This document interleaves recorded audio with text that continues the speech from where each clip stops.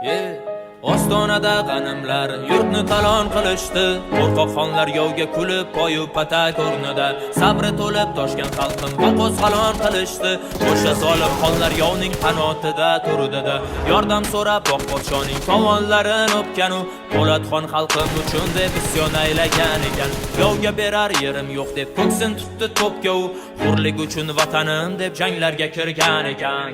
Yangi soliqlarni joriy etdi sultoni, butun Turon turkiylarni vatani o'z zindoni. O'z xalqini qul qilib bog'ir mehnat tomon soldilar va qora xalq sabri toshib isyonga yo'l oldilar.